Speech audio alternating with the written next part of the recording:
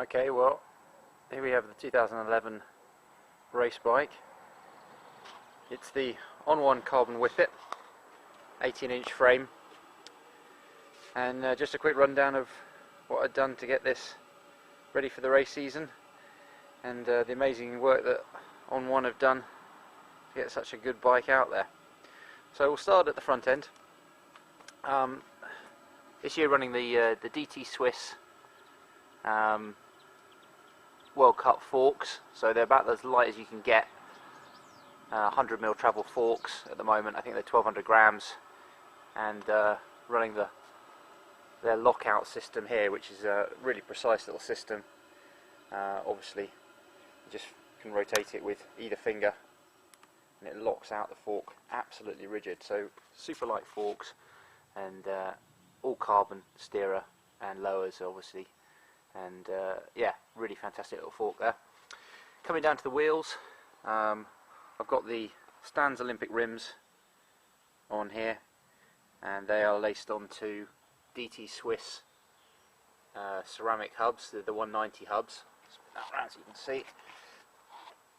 So they're the 190 ceramic hubs, pretty much about as light as you can get for a hub these days.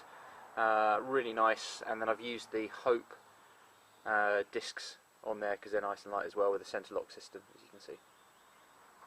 OnOne produced these really light, carbon ended quick releases. There's absolutely nothing to them, and these are brilliant. Really light piece of kit, about as light as you can get as well. So coming up here, obviously SRAM XX throughout, so obviously the brakes and the shifters are all SRAM XX. Using the OnOne stem again, it's a 90mm stem, 6-degree rise, based on the looks very similar to the Thompson stem, but it's OnOne's own one. Really nice, really nice piece of kit. And the bars, we've got FRM bars on here. They're the carbon lightweight ones, lock-on grips either side, obviously. Just trying to keep the theme going. A little bit of red lock on there. And then obviously the top of the fork adjuster and a headset as well. So yeah, Planet Exozone headset down here, and the top of the DT Swiss forks obviously comes with their red crown anyway.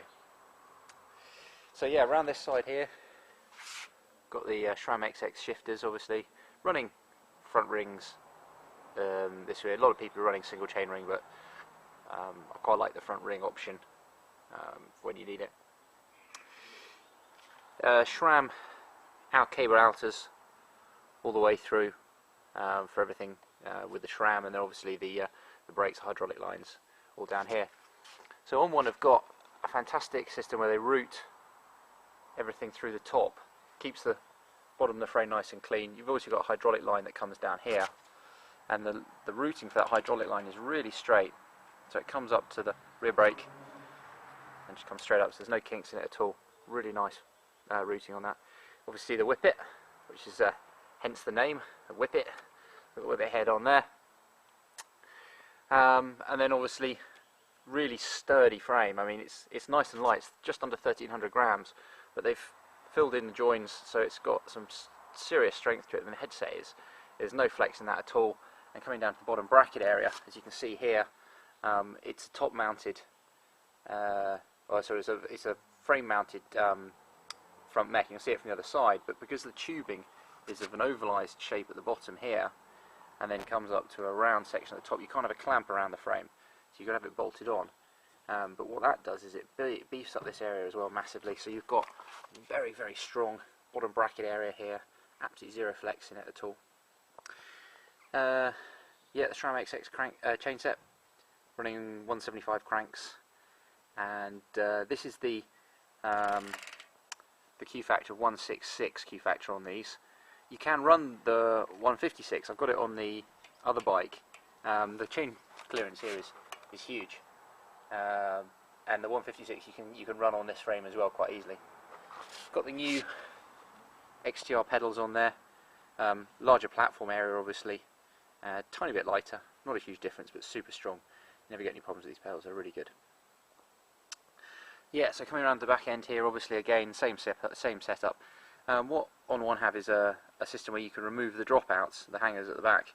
So if you wanted to run this single speed, just undo these two bolts and you change this dropout here. So rather than be a vertical dropout, you can have a horizontal dropout to run single speed in there.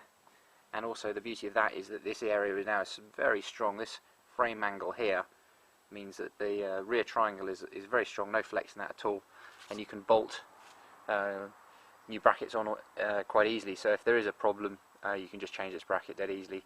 With a lot of carbon frames, if there's a problem with the rear hanger on the other side, or the rear dropouts, it's too big a job to change, and the frame is almost a write-off, whereas this does have the option to change, which is really nice. On the back, I've got a ZTR Alpine rim, just had that replaced. Using racing roughs throughout. The Schwalbe tyres, fantastic. Probably one of the best tyres for UK racing out there. It does very well in muddy conditions, and there's a fast rolling tyre as well for when it's dry, so it's a really nice tyre. And again, got the 190 ceramic hubs on there as well, as you can see. So they've done some nice details on here. Obviously the OnOne Tanoz carbon emblem on there, which is cool, and they've sorted me out with some lightweight bits here. I've got this titanium bolted seat clamp, you can see that there, super light, nothing to that, and the FRM seat post with titanium clamps at the top again, and using Cielo Italia SLR saddle. I like the ones with the cutout in the middle. I just find that it's a little bit more comfortable. There's a little bit of flex in the actual saddle. It gives you a little bit of extra give when you're going through the bumpy stuff, especially hitting roots and stuff, so that's really nice. But yeah, like I say, super lightweight seat post in there. Coming down, super bling bits back here. Obviously the SRAM XX rear block, it's an 1136, and it's their super lightweight one that's all machined out of one piece of aluminium.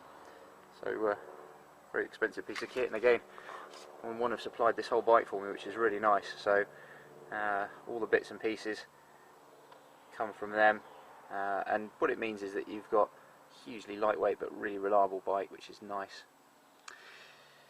Gone with the PC171 chain on here. It's not the lightest chain they do.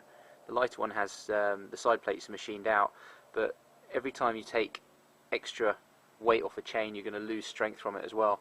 And there's the whole cost, well, it's the whole lightweight versus reliability issue. If you take it too light, you could end up having a frame or a chain that could snap on you during a race, and that's no good at all. So gone for a slightly heavier chain, but it's a lot more reliable. So you can see the mounting here. This is the lower mount. There's a top mount up here, and I managed to get hold of from the guys at headquarters one of their very limited edition aluminium plates. This is normally an exposed area here, which the top shifter moves links onto, but because I'm using the lower one, this is a blanking plate that comes over the top. So it's the first one in its kind. It looks good. Covers up that area really nicely. So like I say, XX front chain set, running a 42/28 on here, which is probably one of their most standard sizes, and works really well. Fits really nice into the shape of the frame, and you know, the clearances back here are absolutely fine. So you're not going to get too many problems with chain suck, etc. So coming up through here, yeah, I mean that's it really. This side of the frame is very clean. The only cable we've got coming down here is just one of the, in fact it's the rear shifter cable just down here, and that's it. I choose to run the cables a tiny bit longer, hence why they're resting down here. Some people have them up a little bit higher. I choose to have them down here. Just gives you that little bit of extra movement when you turn the bars. You're not straining the cables, and you're not giving yourself any problems. There's sometimes under extreme strain you can fracture the cable a little bit or pull it out of the stops. So I like to run them a little bit longer on here. So that's basically it. That's the 2011 XC race, the race bike. Comes in just a shade under £20. It's 2 ounces under £20. So really, really nice, lightweight bike, and should be good for this season. First race is this weekend. First round of the National Champs up at Sherwood Pines. So I'll give it a good test there, and hopefully get a chance to report back later.